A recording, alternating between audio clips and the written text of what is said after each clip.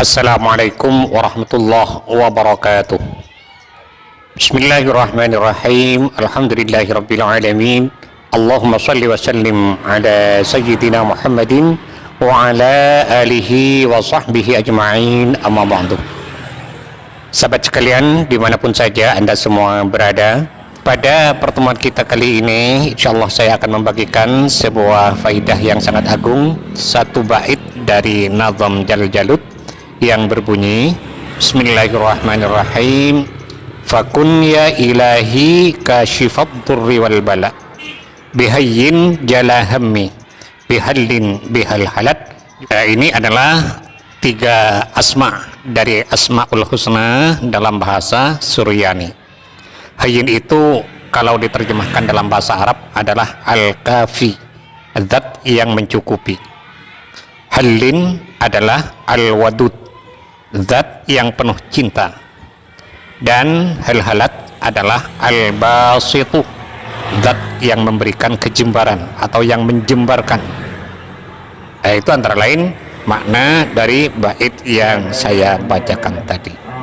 Dalam menyampaikan penjelasan ini, saya mengutip keterangan dari sebuah kitab, yaitu Mambahu Usulil Hikmah, di mana dalam kitab tersebut diterangkan Bismillahirrahmanirrahim. Man wadhaba ala dzikri hadzal baiti fi kulli sabahin wa masa'in 10 marratin. Barang siapa yang istiqomah membaca bait ini fi kulli sabahin wa kulli masa'in 10 marratin, setiap pagi dan setiap sore sebanyak 10 kali. Kasyafallahu anhu kulla hammin wa ghammin, maka Allah akan menghilangkan kesusahan dan kebingungan darinya. Ya, susah karena hutang, susah karena penyakit, susah karena urusan pekerjaan dan sebagainya, semua akan dihilangkan oleh Allah Subhanahu wa ta'ala. Wa farraja anhu kulla kurbatin, dan Allah akan menghilangkan segala keruwetan yang ada padanya. Wa kafahu syarral a'da'i wal khusumi, dan Allah akan menyelamatkan dia dari kejahatan musuh dan dari kejahatan orang yang akan berbuat jahat kepadanya, seperti ia sedang terancam misalnya, atau batinnya menderita karena terlilit hutang dan sering mendapatkan intimidasi dari orang yang dihutangi misalnya, dan lain sebagainya. Semua akan berlalu atas izin Allah Subhanahu wa ta'ala. Wa razaqahullahu min haitsu la yahtasibu, dan Allah akan memberikan rizki kepadanya dari jalan yang tak pernah diduga sebelumnya. Wa basata alaihil khaira wal barakatah, dan Allah akan menuangkan kepadanya berbagai macam kebaikan dan keberkahan. Nah, itu yang pertama. Intinya pada bagian pertama ini, orang yang istiqomah membaca bait tadi setiap selesai sholat subuh dan setiap selesai sholat maghrib sebanyak 10 kali, maka setidaknya ada 5 faedah yang bisa didapatkan. Pertama, Allah akan menghilangkan semua kesusahan dan kebingungannya. Yang kedua, Allah akan menghilangkan segala keruwetan hidupnya. Yang ketiga, Allah akan menyelamatkan dari kejahatan musuh. Yang keempat, Allah akan memberikan rizki kepadanya dari jalan yang tak pernah diduga sebelumnya. Dan yang kelima, hidupnya penuh dengan barokah atas pertolongan dari Allah Subhanahu wa ta'ala. Kemudian yang kedua, dalam kitab ini diterangkan, man asabahu hammun aw ghammun, barang siapa yang dilanda kesusahan dan kebingungan, au a'jazahu maradun, atau ia sedang menderita karena satu penyakit, awing qata'at asbabuhu walam yajid mukhallisan, atau ia terputus dari hal-hal yang bisa menjadi penyebab adanya jalan keluar, sehingga ia tak bisa terlepas dari penderitaan yang tengah menderanya.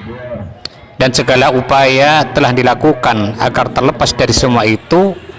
Nah, ketika hal itu terjadi, falya'tamid ila makanin tahirin, maka hendaklah ia pergi ke tempat yang suci seperti ke masjid atau ke musholla.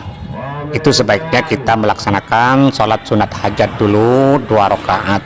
Usolli sunnatal hajati rakaataini lillahi ta'ala.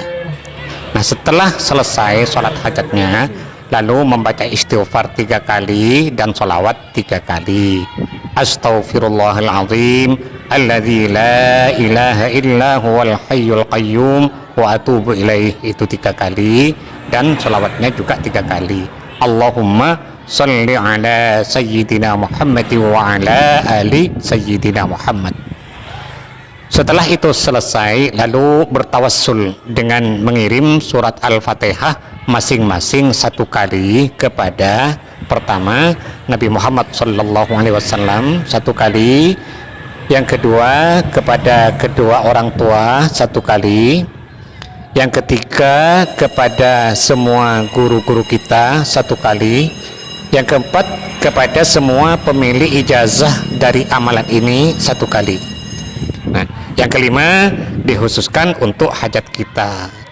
Misalnya, ya Allah, mudah-mudahan dengan barokah bacaan yang saya baca ini, saya bisa begini, begitu, dan sebagainya. Nah, setelah selesai tawassulnya, baru kita mulai membaca bait itu tadi sebanyak 2220 kali. Setelah selesai yang 2220, lalu bersujud kepada Allah Subhanahu wa Ta'ala, membaca bait itu lagi dalam sujudnya sebanyak 10 kali. Setelah selesai 10 kali, lalu bangun dari sujudnya dan duduk di situ, membaca bait itu lagi sebanyak 10 kali, ditambah sholawat 10 kali. Sholawatnya bebas apa saja. Nah, itu baru selesai. Insya Allah dengan barokah bacaan atau ibadah tadi, semua yang mendera kita akan dihilangkan oleh Allah Subhanahu wa Ta'ala. Nah, sahabat sekalian, mungkin ini yang bisa saya sampaikan pada pertemuan kita kali ini.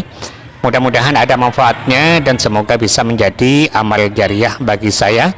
Amin amin ya mujibas sa'ilin.